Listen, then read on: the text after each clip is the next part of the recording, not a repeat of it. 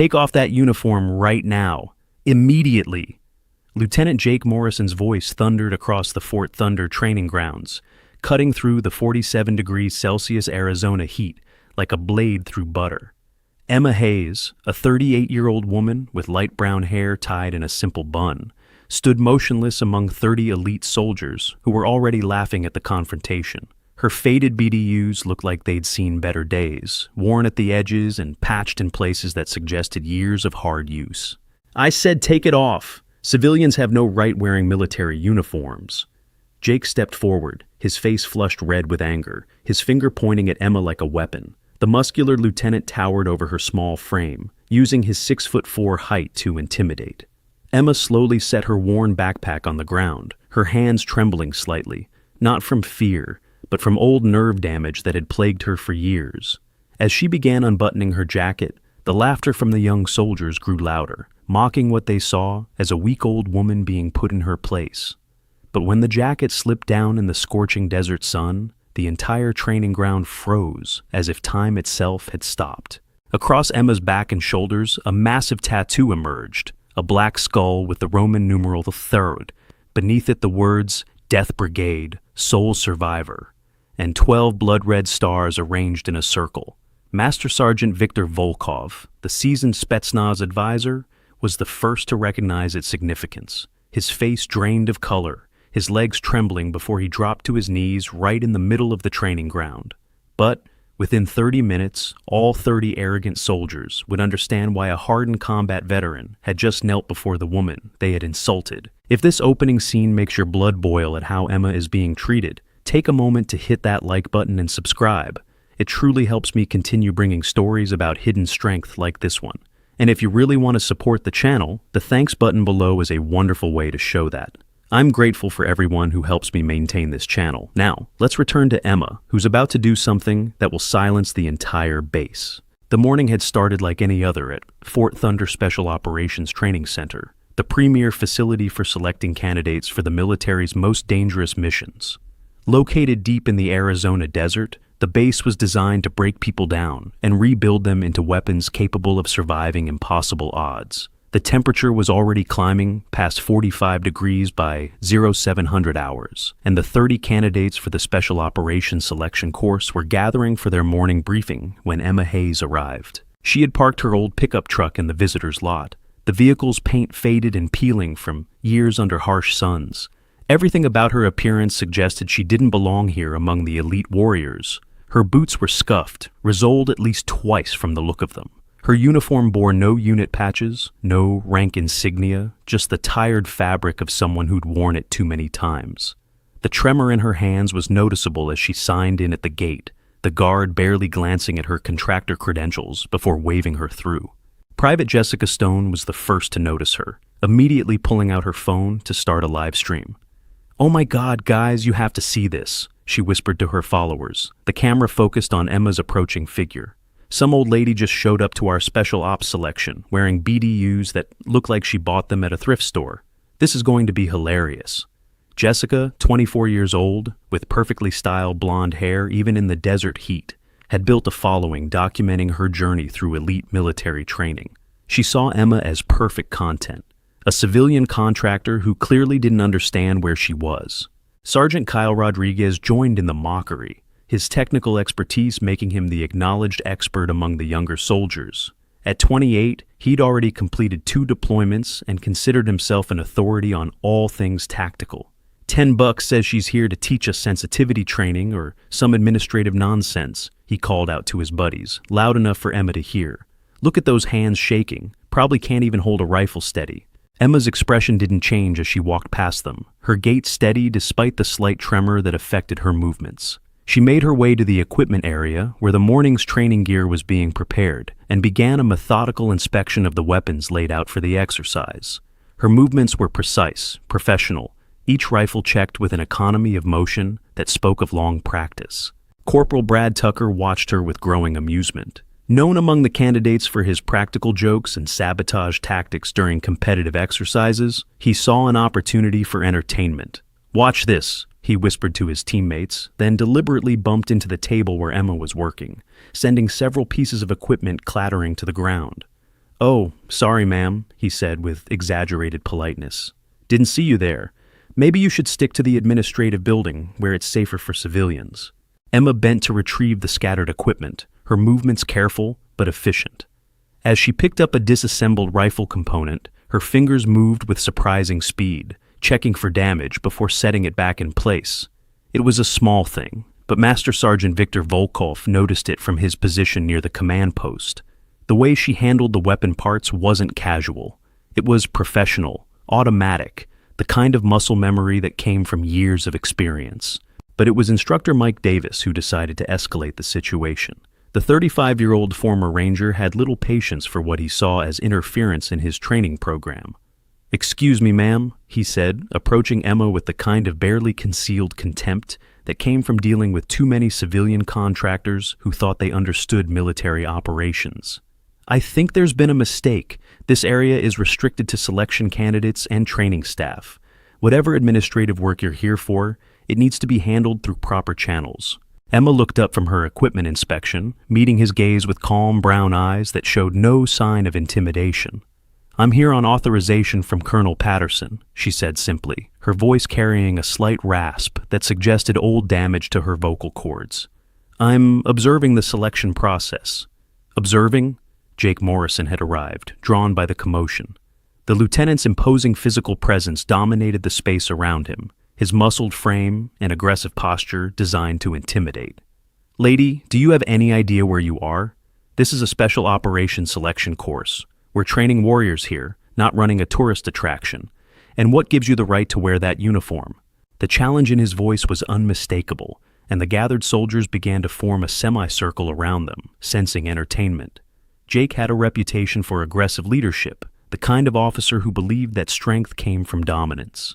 At 26, he was young for his rank, but made up for it with sheer physical presence and an unwavering belief in his own superiority. Emma's response was to continue her equipment check, apparently unbothered by the growing hostility. This seeming indifference only fueled Jake's anger. Here was some aging civilian contractor ignoring his direct challenge, acting as if she had a right to be in their space, wearing their uniform. "I'm talking to you!" Jake's voice rose to a shout.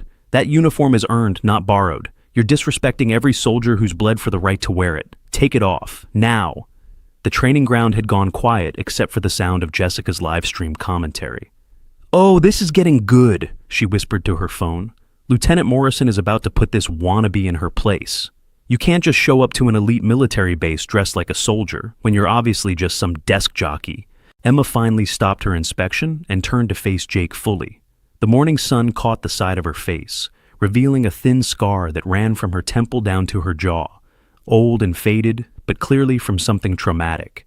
Her hands continued their slight tremor as she set down the rifle component she'd been examining. "The uniform," she said quietly, "was issued to me." "By who? Some surplus store?" Kyle Rodriguez joined in, earning laughs from the group. "Ma'am, with all due respect, which isn't much, you need to understand something. This isn't a place for civilians to play soldier. We're preparing for real missions here, life or death operations, not whatever corporate team-building exercise you think this is." Brad Tucker had positioned himself behind Emma, ready to add physical intimidation to the verbal assault. He accidentally kicked her backpack, sending it sliding across the ground. A few items spilled out, a medical kit, some papers, and a small metal case that made a distinctive sound as it hit the concrete.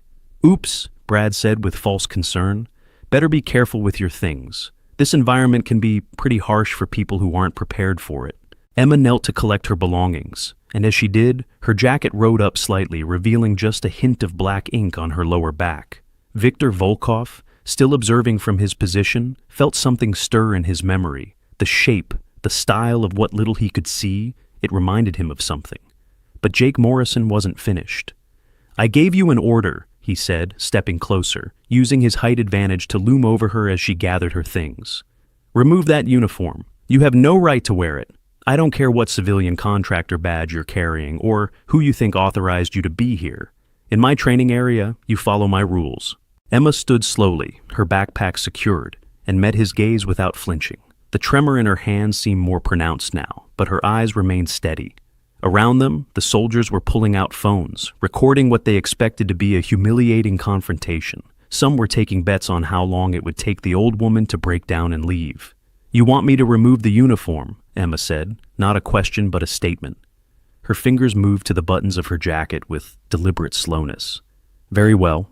The anticipation in the air was palpable. 30 elite soldiers, the best of the best, selected from across the military for advanced training, all watching as this seemingly fragile woman began to comply with Jake's demands. Jessica's livestream was attracting viewers by the second, comments flooding in about the stolen valor grandma getting what she deserved. As Emma's jacket came off, revealing a black tank top underneath, the first glimpse of the tattoo became visible. It started at her shoulders, clearly extending down her back. But it wasn't until she turned slightly, the morning sun catching the exposed skin, that the full impact began to register. The tattoo was massive, professional, and unlike anything the young soldiers had ever seen. Military tattoos were common enough, but this was different. This was specific, detailed, and carried in weight of authenticity that no amateur artist could replicate. The skull was rendered in stark black ink, photorealistic in its detail, with the Roman numeral Th prominently displayed on its forehead. But it was Viktor Volkov who reacted first, his sharp intake of breath audible even from 20 feet away. His face, weathered by years of combat across multiple continents, had gone pale. His hands, steady enough to have performed surgery under fire, began to shake. And then, to the absolute shock of everyone present, the hardened Spetsnaz advisor dropped to one knee. Emma pulled from her bag a prescription bottle of specialized nerve medication, the kind developed for NASA astronauts but now used by the military for severe combat-related nerve damage. Each small pill cost $200 and had the ability to prevent seizures caused by nerve damage, consequences from an explosion that had killed 12 of her teammates. This was medication that only those who had been on the other side of death's door were ever prescribed. She dry swallowed one pill with practiced ease, her movements suggesting this was a daily ritual born of necessity rather than choice. The silence that followed Victor's action was deafening. 30 elite soldiers, trained to react to any situation, stood frozen in confusion. Jake Morrison's face showed a mix of anger and uncertainty, his challenge momentarily forgotten, as he tried to process why their senior advisor had just knelt before the woman he'd been humiliating. "Sergeant Volkov?" Mike Davis was the first to speak, his instructor's authority shaken by the unprecedented sight. "What's going on?" But Victor's eyes remained fixed on Emma, specifically on the tattoo that was now partially visible. His lips moved, forming words that came out as barely a whisper. "Death Brigade. Thade. It can't be." The moment stretched, tension building like a storm front moving across the desert. Emma stood perfectly still, neither acknowledging Victor's reaction nor showing any emotion at the sudden shift in dynamics. Her jacket lay folded in her hands, the morning heat already making sweat bead on her exposed skin, causing the tattoo to seem even more vivid. "Get up, Sergeant," Jake ordered, his voice lacking its previous conviction. "What's wrong with you?"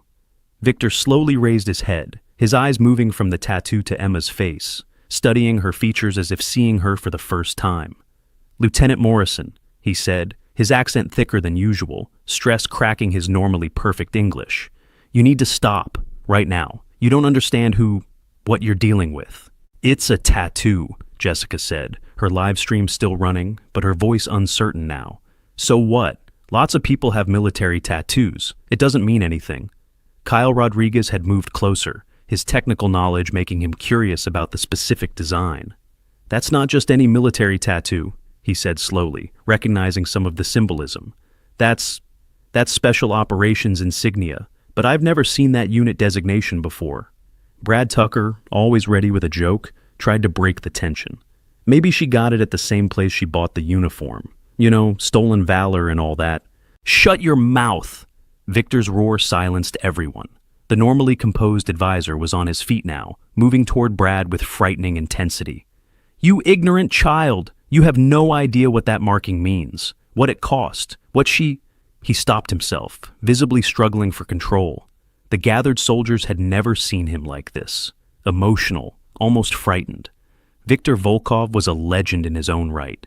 A man who'd survived operations that had killed lesser soldiers, who'd trained with the most elite units in the world. And he was shaking. Emma finally moved, setting her folded jacket on a nearby equipment crate. The full expanse of the tattoo was visible now, and in the bright morning light, every detail could be seen. The 12 red stars that surrounded the skull and designation were rendered with painful precision, each one slightly different, as if they represented individuals rather than mere decoration. Below the main design, in letters that looked like they'd been carved rather than inked, were the words that made Victor's reaction suddenly make sense to those who understood military history. Sole survivor. Colonel Patterson emerged from the command building, drawn by the commotion. The base commander was a man who'd seen enough in his 48 years to rarely be surprised, but the scene before him, 30 of his best candidates standing in shocked silence while his senior advisor looked like he'd seen a ghost, was unprecedented. "Someone want to explain what's happening here?" Patterson's command voice cut through the confusion. His eyes took in the scene quickly. Emma standing calmly despite being partially undressed.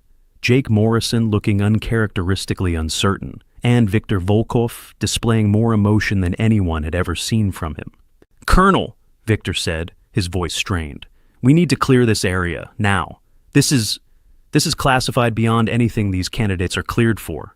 "Sergeant, I'll decide what's classified on my base," Patterson replied, but his tone suggested he was taking the situation seriously. His eyes moved to Emma, taking in the tattoo with professional interest. "Ma'am, I'm going to need to see your identification. All of it." Emma nodded, reaching for her backpack with movements that were economical, despite the tremor in her hands. She pulled out a leather wallet, worn smooth with age, and extracted several documents. But it was the final item she produced that made Patterson's expression change from professional interest to shock. It was a challenge coin, but not just any coin. This one was black with inlaid red enamel and bore the same skull and 15 designation as her tattoo. Only 13 of these coins had ever been made, and after Operation Hellgate, only one person was left alive to carry theirs. "Dear God," Patterson breathed, his composure cracking. You're her. You're Ghost 7. The name meant nothing to most of the candidates, but Victor's reaction was immediate and visceral. He snapped to attention, rendering a salute so precise it looked like muscle memory taking over conscious thought. "Major Hayes, I didn't recognize you. I'm sorry. I should have known." Did you notice something special about how Emma reacted to all these insults? Drop a comment below if you've ever been underestimated like this. I read them all and want to hear your story. And now, let's see what Emma does next. The revelation hung in the air like a physical presence, but most of the candidates were still confused. Jake Morrison, his earlier aggression replaced by uncertainty, was the first to voice what many were thinking. "Major, what's going on here? Who is Ghost 7? Emma finally spoke, her voice carrying clearly despite its slight rasp. "Someone who shouldn't exist anymore," she said simply. "Someone who was supposed to die with her unit 5 years ago." "Death Brigade the 13th, Victor said, his voice filled with something approaching reverence. "Operation Hellgate. 13 operators sent on a suicide mission to eliminate a terrorist cell that was planning to detonate dirty bombs in 3 major cities. Intelligence said there were 50 hostiles. There were 200. The candidates were listening now, their phones lowered, live streams forgotten. This wasn't the humiliation of a civilian contractor anymore. This was something else entirely, something that was making their instructors react in ways they'd never seen. 13 went in, Victor continued. 1 came out, but not before completing the mission, not before holding a defensive position alone for 6 hours after the rest of her unit was killed. Ghost 7, the last of Death Brigade 13. Emma's hand moved unconsciously to her side, where beneath her tank top, other scars were visible. Bullet wounds, shrapnel damage, the physical reminders of a night that had become legend in special operations circles. The tremor in her hands, they realized now, wasn't from age or weakness. It was nerve damage from the explosion that had killed her entire team.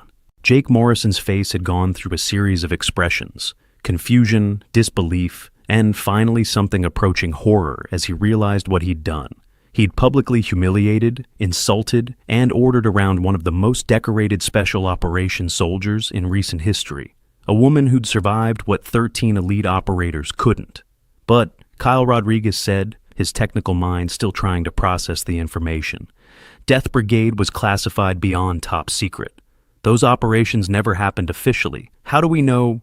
He was cut off by Emma pulling up her tank top just enough to show her left side. There, in neat rows, were 12 small star tattoos, each with initials beneath them.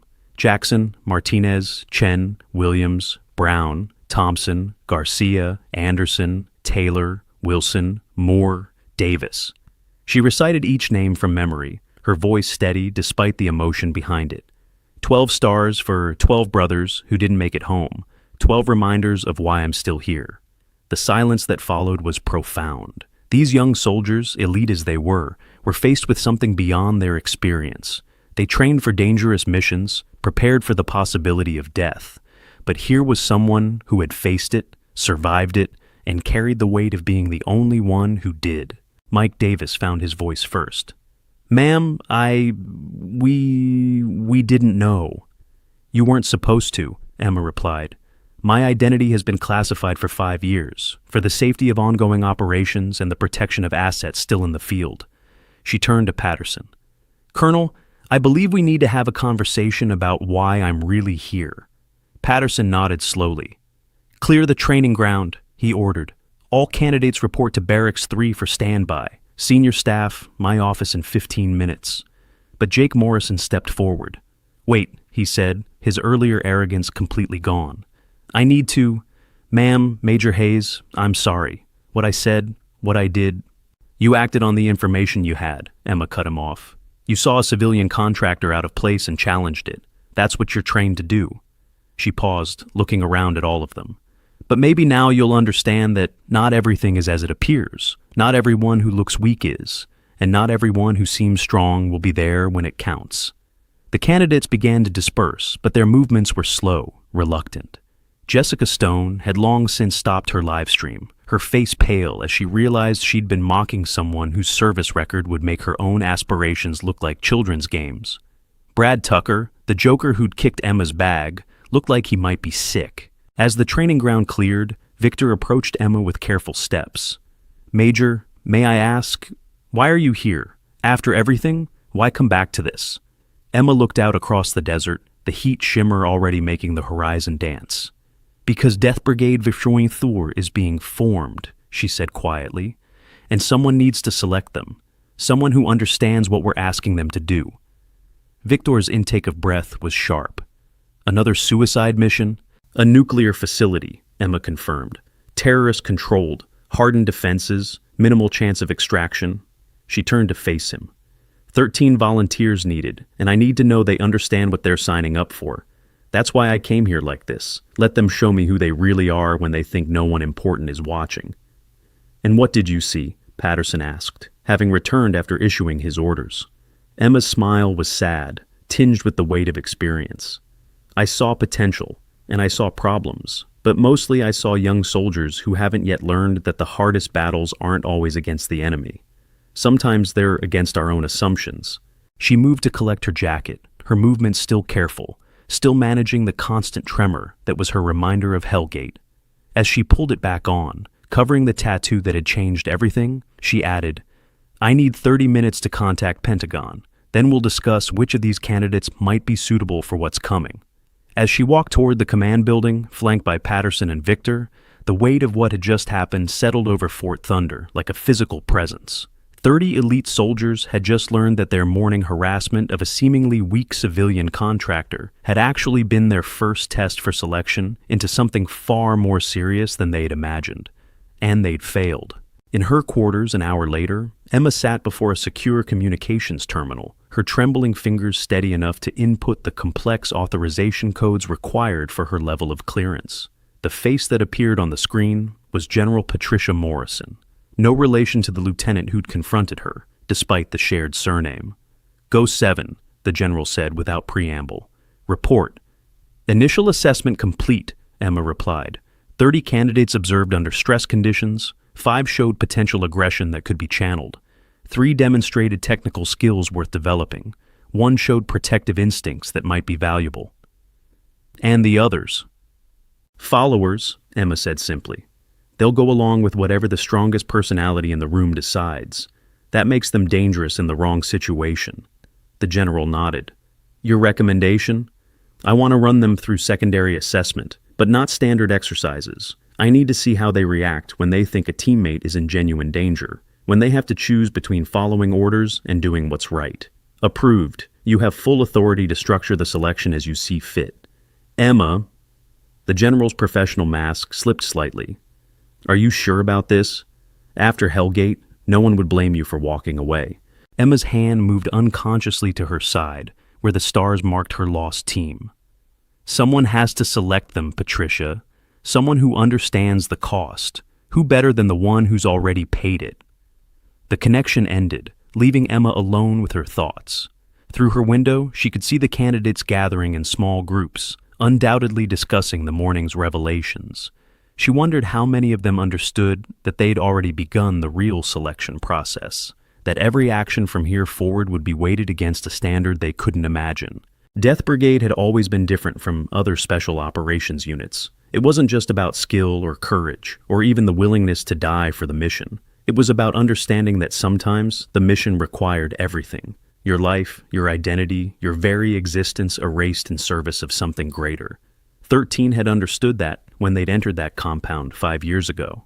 13 had made peace with death before they'd even boarded the helicopters, and one had survived to carry the weight of their sacrifice. Now she needed to find 13 more who could do the same. A knock on her door interrupted her thoughts. Enter, she called, not turning from the window. Jake Morrison stepped into the room, his earlier swagger replaced by something more subdued. He stood at attention, waiting for acknowledgement. Lieutenant, Emma said, finally turning to face him. You're out of uniform.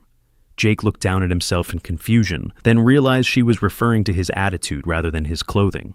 Ma'am, I came to apologize properly. What I did this morning was exactly what I expected, Emma interrupted. You're aggressive, dominant, used to being the apex predator in any room. It served you well in your career so far. She studied him with eyes that had seen too much. Tell me, Lieutenant Morrison, have you ever been afraid, truly afraid? Jake's jaw tightened. Yes, ma'am. First deployment. Convoy hit an IED. Lost 2 good men. And how did you react? I froze for maybe 3 seconds. Then training took over. We secured the scene, called for medevac, maintained security until extraction arrived. Emma nodded. 3 seconds. Do you know how long I froze when the compound exploded at Hellgate? Jake shook his head. 0, Emma said quietly. Because I'd already accepted that I was dead the moment we entered that valley. When you've made peace with death, fear becomes irrelevant. The question is, can you operate in that space? Can you function knowing that survival isn't part of the mission parameters? The lieutenant was silent for a long moment. I don't know, he admitted finally. That's the first honest thing you've said to me, Emma observed. It's a start. If this moment is giving you chills, share this video with someone who needs to see that strength comes in unexpected forms. The reveal coming up will change everything. The afternoon sun was brutal as Emma made her way back to the training ground, now dressed in proper military attire that bore her actual rank insignia. The candidates had been assembled, standing in formation despite the 115-degree heat. Their faces showed a mix of curiosity, apprehension, and in some cases, genuine fear. Emma took her position at the front, her movements precise despite the ever-present tremor. Behind her, Colonel Patterson and the senior staff formed a semicircle of authority that made the gravity of the situation clear. Gentlemen, Emma began, her voice carrying across the formation. And ladies, she added, nodding to Jessica and the 3 other female candidates. This morning, you witnessed what happens when assumptions meet reality. You made judgments based on appearance, on perceived weakness, on your own biases. In a normal training environment, that would result in corrective instruction and move on. She paused, letting the heat and the silence work on them. But this isn't normal training. You've been selected as potential candidates for a mission that, statistically speaking, you won't survive. Death Brigade isn't just a name. It's a promise. A promise that you'll complete the objective regardless of cost. That you'll keep fighting when everyone else is dead. That you'll make decisions no human should have to make in service of a greater good. Movement in the formation caught her eye. Private First Class Maria Santos, one of the quieter candidates who'd stayed back during the morning's confrontation, had raised her hand. "Yes, Private. Ma'am, why tell us this? If the mission is classified, why reveal its nature?" Emma's smile was grim. "Because lying to you would be worse. You deserve to know what you're volunteering for. Death Brigade has had 14 iterations over the past 20 years. Average survival rate is 15%. My unit was an anomaly. We had 7% survival. Me." She pulled out a tablet, swiping through until an image appeared on the screen behind her. It showed 13 people in tactical gear, faces obscured by balaclavas, standing in front of a helicopter. The photo was dated March 5th, 2011. 2 days after this photo was taken, 12 of these operators were dead. Not from failure, they completed the mission, eliminated over 200 hostiles who were planning to kill thousands of civilians. But the intelligence was wrong about enemy strength, about reinforcements, about everything except the location of the targets. Emma touched the screen and individual photos appeared. Faces now visible, human beings rather than just operators. Staff Sergeant Marcus Jackson, sniper, could put a bullet through a playing card at 1,000 meters, died holding the east entrance while I tried to stabilize Williams. Sergeant First Class Luis Martinez, demolitions, best technical mind I've ever worked with. Used his body to shield the rest of us from a grenade. Corporal David Chen, comms specialist, maintained contact with command until a sniper's bullet took him mid-sentence. They weren't heroes because they died. They were heroes because they knew death was likely and went anyway. Because the mission, stopping those dirty bombs from reaching Los Angeles, Chicago, and New York, mattered more than their lives. The formation was utterly still now, the reality of what was being discussed sinking in. "So," Emma continued, "the question each of you needs to answer is simple. Are you willing to be forgotten? To have your sacrifice classified, your family told you died in a training accident, your name erased from everything except a wall in a building that doesn't officially exist?" Silence stretched until Jake Morrison stepped forward. "Ma'am, permission to speak?" "Granted." "This morning, I showed you disrespect, poor judgment, aggression without purpose." He paused, visibly struggling with the words.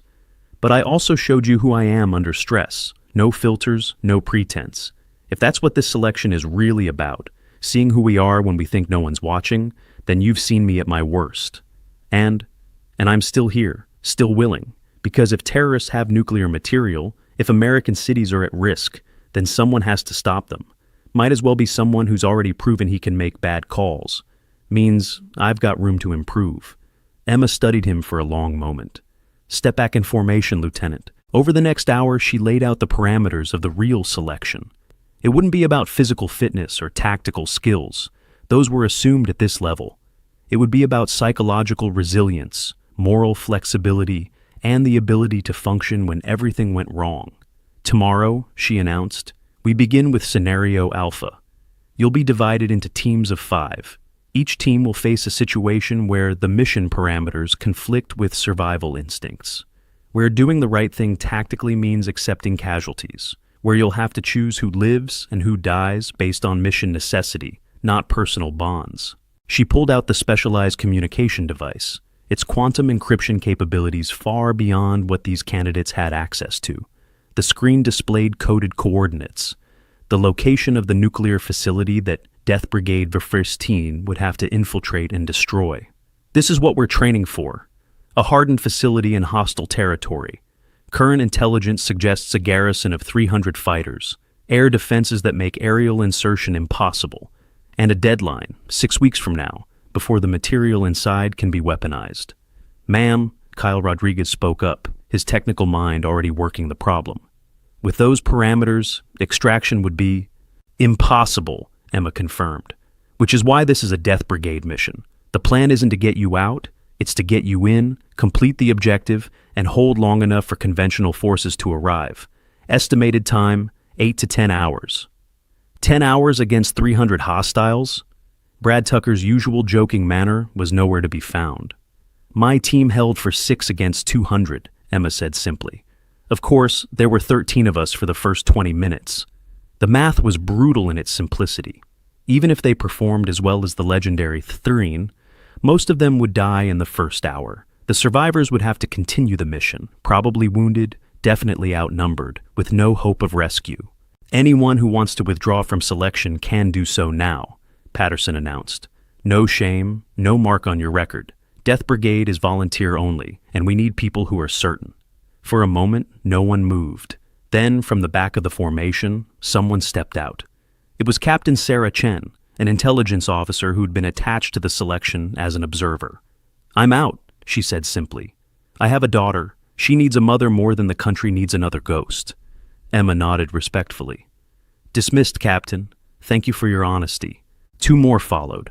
A sergeant who'd just gotten engaged, a corporal whose parents were elderly and had no other children. Each departure was met with respect, not scorn.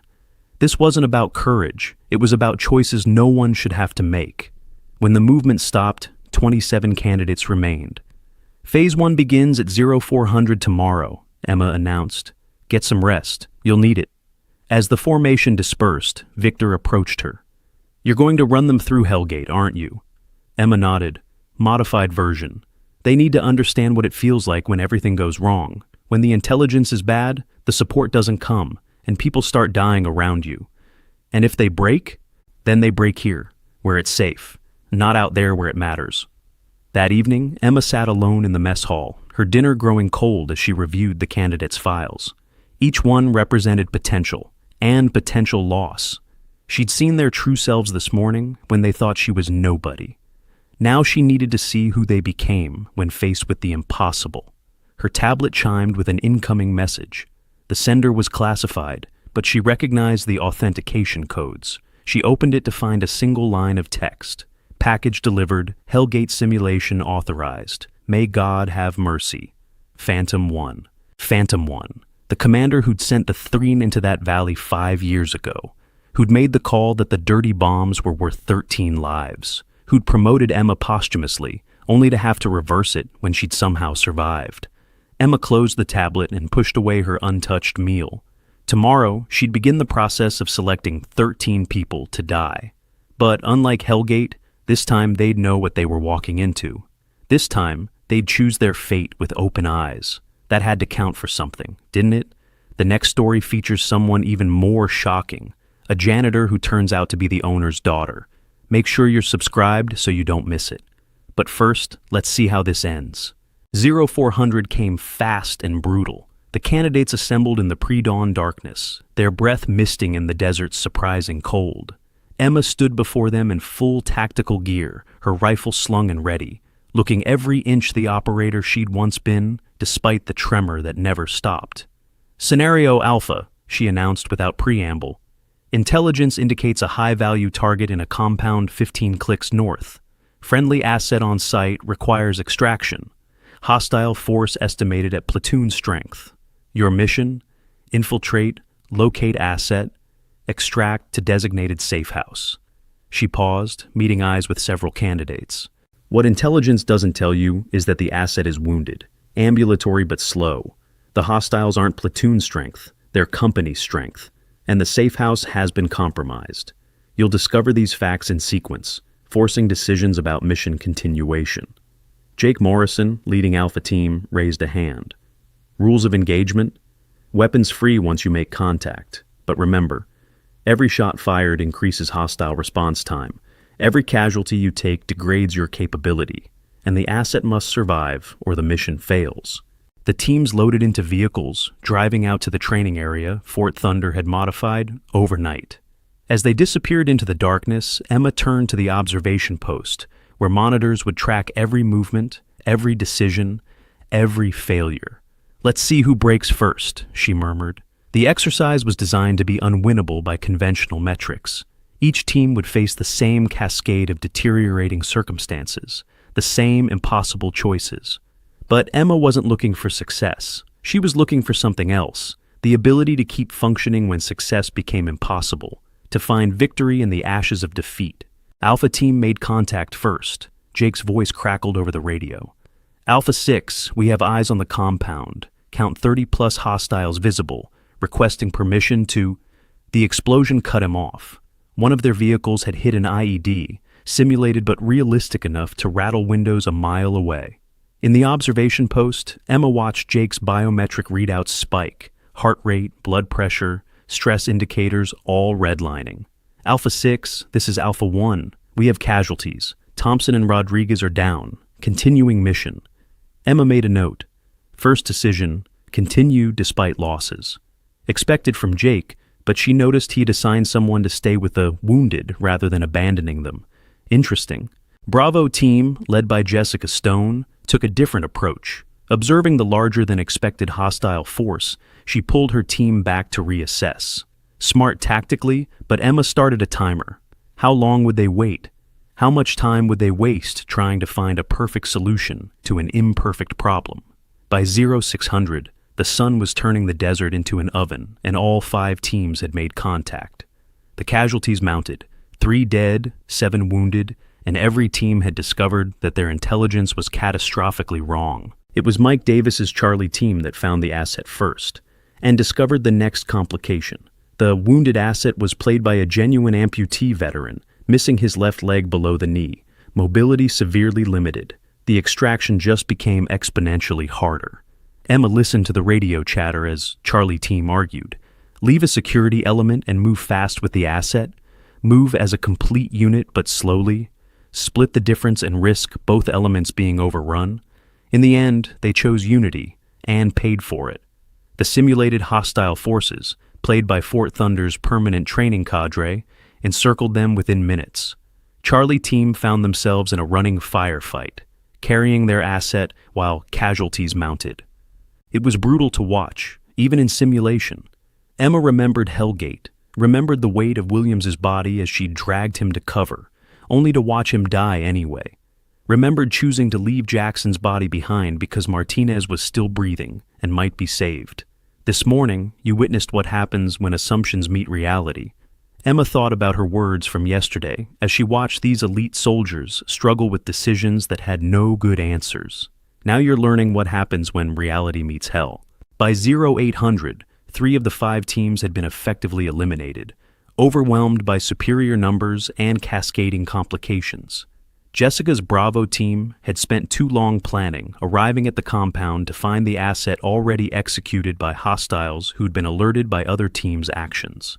Jake's Alpha team had fought magnificently, but been whittled down to just him and 1 other survivor, still trying to complete the mission with pure aggression. It was Delta team, led by the quiet Maria Santos, that surprised everyone. Faced with the same impossible circumstances, Maria had made a different choice. She'd sent 2 of her team to create a diversion, knowing it would likely result in their deaths, but drawing hostile attention. The remaining 3 had infiltrated successfully, found the asset, and then made the coldest decision of all. They'd called in danger close artillery on their own position. In the observation post, Emma leaned forward, watching Maria's team huddle in a drainage ditch with the asset as simulated artillery rained down around them. The hostile forces were decimated, but the chance of friendly casualties was enormous. Delta 6, this is Control, Emma transmitted personally. Confirm your call for fire. Maria's voice came back steady despite the chaos. Control, Delta 6. Confirm danger close. We have hard cover. An asset is protected. Hostiles do not. Request immediate suppression. It was exactly what Emma would have done. What she had done at Hellgate when conventional tactics failed.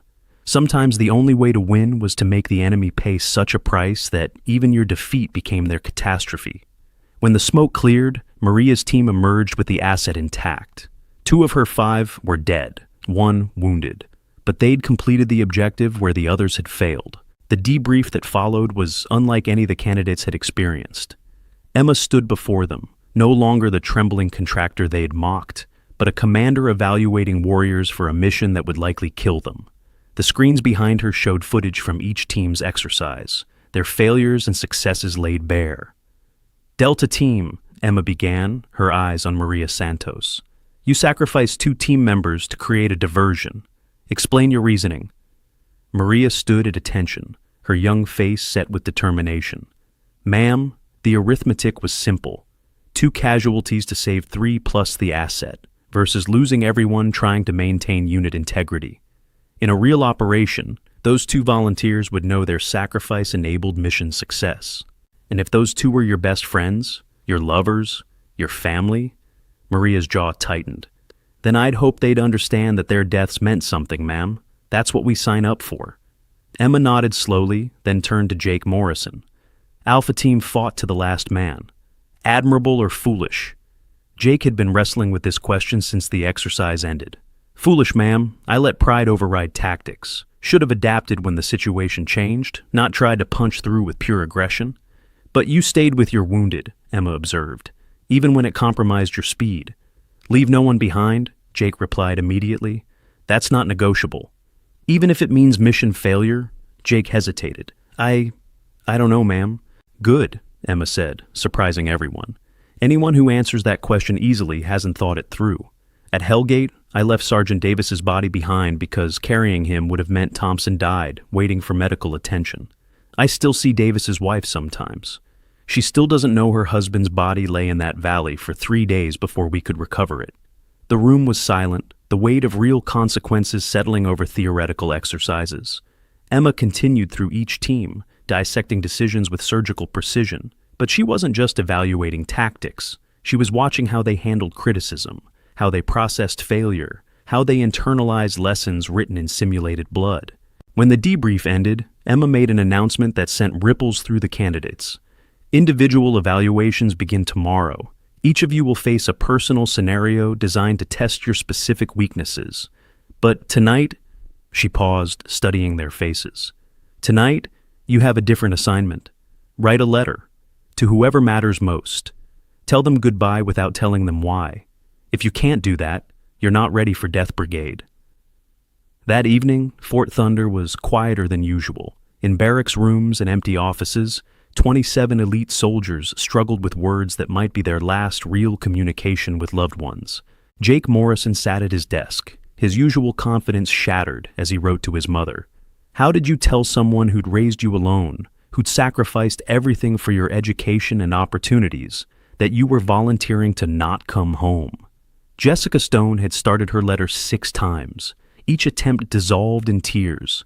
Her followers knew her as a fearless warrior, but facing her little sister through words on a page broke something inside her.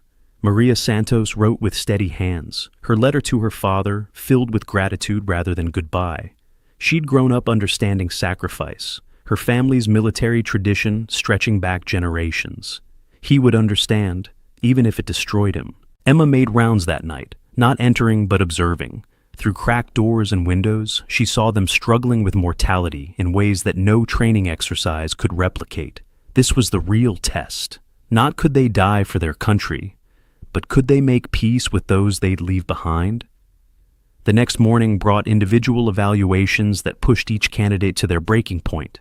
But it wasn't physical stress Emma was applying. It was moral, emotional, psychological pressure that revealed character in ways that no amount of training could hide. Kyle Rodriguez faced a scenario where technical perfection conflicted with human necessity. Save the data that could prevent future attacks, or save the wounded teammate who held the encryption keys in his dying mind.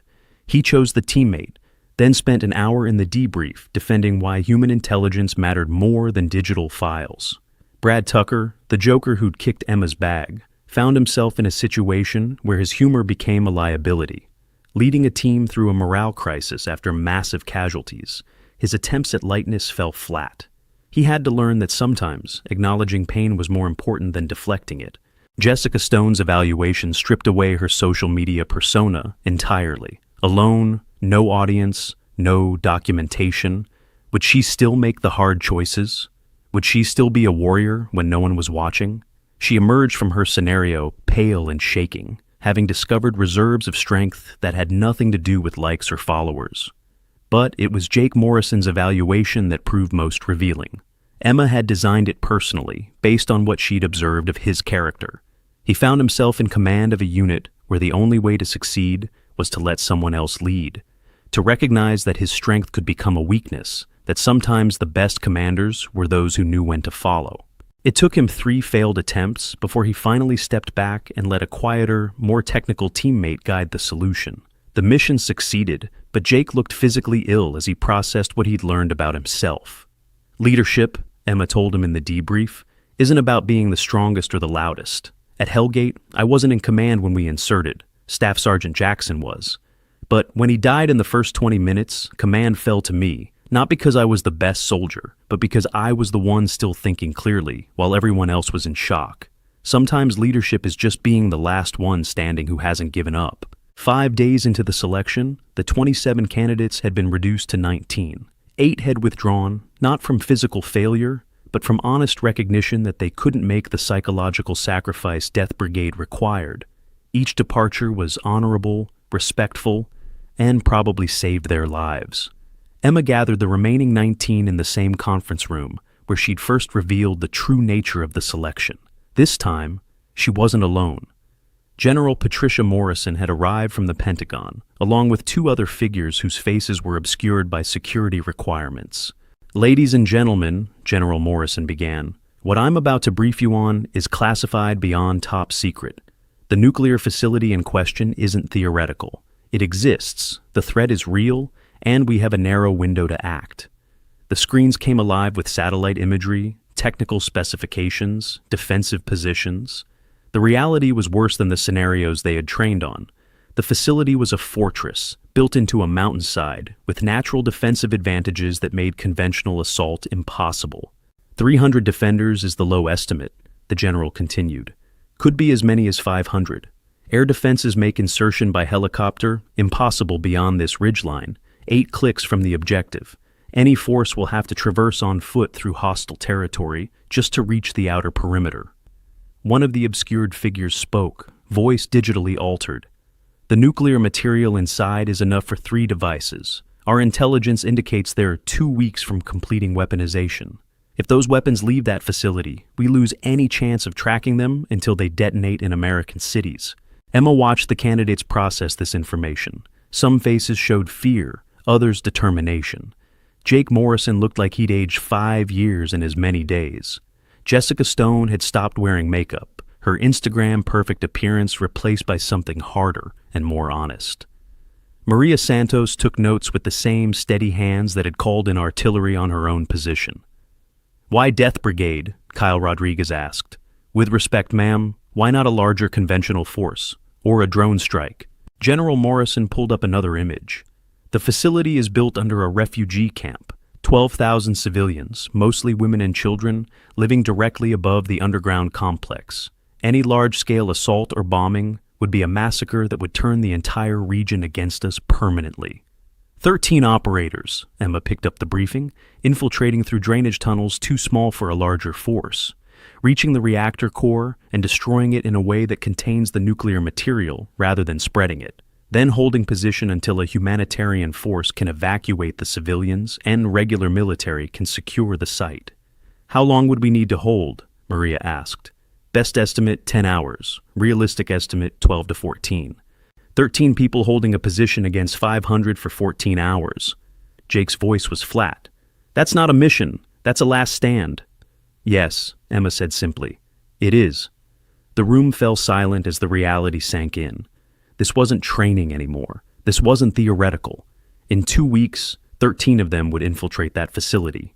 In 2 weeks, most of them would die. "I need volunteers," Emma announced. "Not orders, not assignments, volunteers. Step forward if you're willing. Step back if you're not. No shame in either choice." For a long moment, no one moved. Then Jake Morrison stepped forward. "I've been an arrogant fool most of my career," he said quietly. "Maybe it's time I did something worth the attitude." Maria Santos followed. "My grandfather died at Chosin Reservoir. He held a position alone for 6 hours so his unit could withdraw.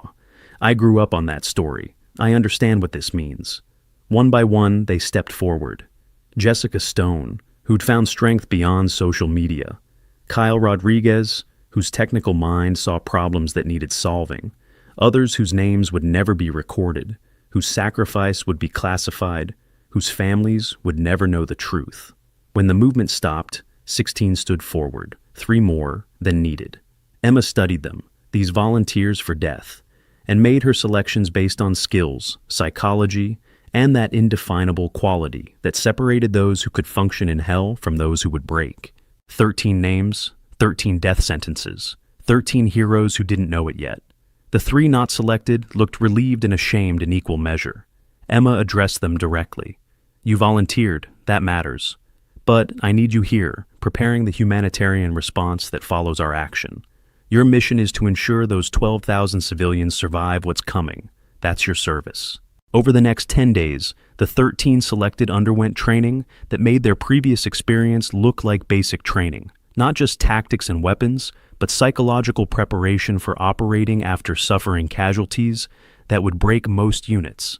Emma ran them through scenario after scenario, where they succeeded despite losing half their force, where mission completion mattered more than survival. She shared everything from Hellgate, every mistake, every hard lesson, every moment when death seemed preferable to continuing. They learned not just from their own training, but from the blood-written experiences of Death Brigade the 3rd. Jake Morrison emerged as the natural leader, his arrogance tempered by understanding. Maria Santos became his second, her analytical mind complementing his aggressive instincts. The others fell into roles that maximized their strengths while covering weaknesses. But Emma's greatest contribution wasn't tactical. It was teaching them how to face death with open eyes. You're already dead, she told them during their final briefing. Accept that. Embrace it. The enemy can't use fear against corpses. They can't break what's already broken. You are 13 ghosts who haven't stopped moving yet. Your only purpose is to haunt that facility until the mission is complete. On the final night before insertion, Emma found herself again at the memorial wall, looking at her 12 stars. Tomorrow, 13 more would join them. Maybe 14 if the infiltration went wrong early. She'd done everything possible to prepare them, but statistics were merciless. Death Brigade had a 15% survival rate across all iterations. That meant 2 might come home. Maybe. Jake Morrison found her there. Ma'am, he said quietly, I wanted to thank you, not for the training, but for the honesty, for showing us what this really means.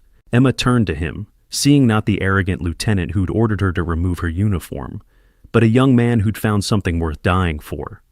You thank me by volunteering, Jake. Just try to be one of the 15%, okay? His smile was sad. I'll do my best, ma'am, but if I don't... He pulled out an envelope. Could you make sure this gets to my mother? I couldn't mail it. Couldn't risk her figuring out something was wrong and trying to stop me. Emma took the letter, feeling its weight. I'll deliver it personally if necessary. One by one, the others found her. Maria Santos with a letter for her father. Jessica Stone with a video message for her sister, sealed in a secure drive. Each member of Death Brigade the 13th saying goodbye in their own way, trusting Emma to be their final messenger. The insertion began at 0200. 13 figures in black disappeared into the drainage tunnels that would either deliver them to their objective or become their tombs. Emma watched from the command center, her trembling hands steady on the tactical display as she tracked their progress through hidden sensors. For the first hour, everything went according to plan. Then, as always, hell arrived dressed as complications. Contact! Jake's voice crackled over comms. Tunnel security we weren't briefed on. 2 down, continuing mission. 2 casualties before they even reached the facility.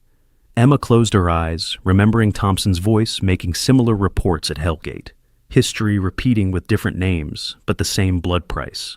The 13 became 11, then 9, then 7, as they fought through defenses that were stronger than intelligence had suggested. But they kept moving, kept fighting, driven by purpose that transcended survival. They reached the reactor core at 0545. Kyle Rodriguez, bleeding from 3 wounds, began the delicate process of destroying the facility while containing the nuclear material. Around him, the 6 survivors formed a perimeter that they knew they couldn't hold. Brigade 6, this is command, Emma transmitted. Humanitarian forces are 8 hours out, conventional support following. Copy, command, Jake replied. She could hear the resignation in his voice. 8 hours might as well have been 8 years. Brigade 6 beginning final phase. It's been an honor, ma'am. Emma wanted to say something meaningful, something that would matter. But what words could match their sacrifice? The honor is mine, Brigade 6. Hold the line. What followed was 6 hours of combat that would never be fully documented. 6 soldiers, already wounded, already exhausted, holding a position against waves of enemies who understood too late what was happening. The reactor's destruction had been noticed, reinforcements pouring in from every direction. Emma listened to their dwindling communications, heard Maria Santos call out targets with the same steady voice she'd used in training, heard Jake Morrison roar defiance as another wave crashed against their position, heard them die, one by one, still fighting. By hour 5, only 3 remained: Jake, Maria, and Jessica Stone, who'd found her true strength not in front of cameras, but in the depths of hell. They'd stacked furniture and bodies into makeshift barricades, turning the reactor room into a fortress that bought time with blood. "Command, Brigade 6, Jake's voice was weaker now. "Kyle's charges are holding. Facility is neutralized. We are mission complete. Roger, Brigade 6. Hold on. Help is coming." But Emma could read the biometric data, could see their ammunition counters approaching 0, could calculate the mathematics of survival and find them wanting. At 0800, Maria Santos's beacon went dark. At 0817, Jessica Stone's final transmission was a laugh, incongruous and defiant. "Tell my sister I finally found something real to fight for." Jake Morrison held alone for the final 43 minutes. One man, wounded in 6 places, out of ammunition, fighting with captured weapons and pure will. His last transmission came at 0900. "Command, Brigade 6 can't hold much longer, but they're not getting through. Not while I'm breathing." Emma gripped the console as his beacon flickered. "Jake, this is Ghost 7. You did it, son. You held the line. You're a hero." His laugh was more cough than humor. "No, ma'am, just a soldier who finally learned when to stop talking and start doing. Tell my mother, tell her I wasn't afraid." The beacon went dark at 0907. 3 minutes later, the first humanitarian vehicles reached the outer perimeter. 10 minutes after that, conventional forces began securing the facility. They found the reactor properly destroyed, the nuclear material contained, and evidence of a battle that belonged in legend. 13 had entered, none had left. But they'd held long enough. The civilians were evacuated, the facility secured, the weapons prevented from ever reaching American cities. Death Brigade the 4th had succeeded at the cost the Death Brigade always demanded. Emma stood before the memorial wall 6 weeks later, watching as 13 new stars were added to the constellation of heroes. The families had been told their loved ones died in a training accident. The real story would remain classified for 50 years, until everyone who might be compromised by its release was beyond harm. Jake Morrison's mother had taken the news with the same strength that had shaped her son. "He was proud of his service," she'd told Emma. "That's all I need to know." Emma had wanted to tell her the truth, that her son had saved thousands, maybe millions, that his transformation from arrogant youth to selfless hero had been complete, that he died holding a position alone against impossible odds because that's what heroes did. But classification bound her to silence, leaving only the stars to tell the story. Viktor Volkov found her at the wall as the ceremony concluded. "You trained them well," he said quietly. "They performed better than any Death Brigade before them." "They trained themselves," Emma replied. "I just showed them what they were capable of." "What happens now? Death Brigade 15. Emma touched her jacket where a new set of orders waited. "There's always another mission, always another threat, and as long as there are those willing to stand in the breach..." She didn't finish, didn't need to. The stars on the wall said everything necessary about those who stood in the breach, who held the line when holding seemed impossible, who chose death to give others life. The ceremony ended with military precision, but Emma remained. Alone now except for ghosts and memories, she pulled out a small case from her pocket. Inside were 14 stars, not the red of team members, but gold for commanders, one for each Death Brigade leader who'd made the selection, trained the volunteers, and lived with the consequences. She pinned the 14th star to the wall herself, not for her service at Hellgate, but for selecting 13 heroes and sending them to their deaths, for carrying their final words to families who would never know the truth, for being the survivor who prepared others not to survive. A month later, halfway around the world, reports began filtering through intelligence channels of unusual activity at a biological weapons facility, the kind of facility that couldn't be destroyed by conventional means without releasing pathogens that would kill millions, the kind of mission that required operators willing to enter hell and lock the door behind them. Emma Hayes stood in her office at Fort Thunder, her trembling hands holding the briefing documents for what would become Death Brigade 15. Outside, new candidates were arriving for selection. Young men and women who thought they were elite, who believed themselves unbreakable, who had no idea what they were about to face. She thought about Jake Morrison's transformation, about Maria Santos's steady courage, about 13 heroes who'd volunteered to die and followed through on that promise. Then she walked out to meet the new candidates, wearing civilian clothes and looking every inch the harmless contractor. Someone had to select them. Someone had to prepare them. Someone had to carry the weight of sending heroes to their deaths. The cycle continued. Death Brigade endured. And somewhere in the ranks of arrogant young soldiers thinking they were immortal, 13 more ghosts waited to be awakened. They just didn't know it yet. As Emma stepped into the harsh Arizona sun, her tattoo hidden beneath layers of fabric, she allowed herself one moment of grim satisfaction. The families of Los Angeles, Chicago, and New York would never know how close they'd come to devastation, would never know 13 names that had saved them, would never understand the price of their safety. But the stars knew, the ghosts knew, and Emma knew. That had to be enough. Death Brigade never dies, she whispered to herself, the ancient motto of a unit that didn't officially exist. They just go darker. Behind her, the memorial wall stood silent, witness to those who'd gone darkest of all. And ahead, new volunteers waited to join them. The mission continued. The sacrifice endured. And Emma Hayes, Ghost 7, sole survivor of Death Brigade the 3rd, prepared to select the next 13 souls willing to trade their lives for others. Because someone had to stand in the breach. Someone always had to stand in the breach.